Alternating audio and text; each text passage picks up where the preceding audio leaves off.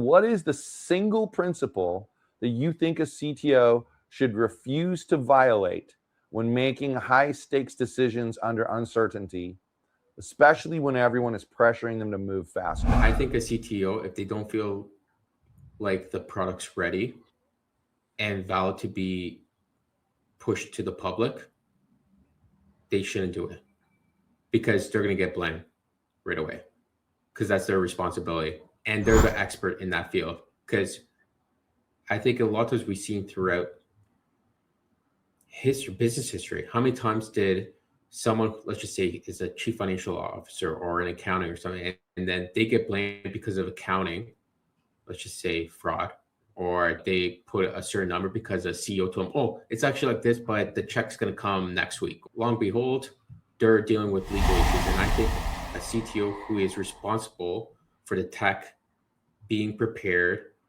being ready, and that it's valid and it's usable, has to make sure it's usable, that it's not going to default or have issues right away when it's released. They should trust their gut and not be forced, because I believe if I was a CEO and my CTO came to me and said, and I said to my CTO, hey, this was a miserable failure. And he says, oh, you rushed me. I'm going to say, but you're the expert and you shouldn't have allowed me to rush you. Does that make sense? Yes. And I think it goes back to principles and accountability. At the end of the day, when there's a problem or there's a failure, there's going to be people who are going to have to take accountability.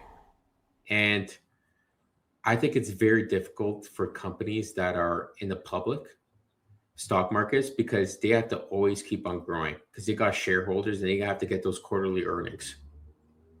And for startups, it's also difficult too, because they're on a, depending on their financial situation, but if they don't have a lot of bandwidth in terms of finance, it's tough. And it all, I think, it's better to be safe than sorry.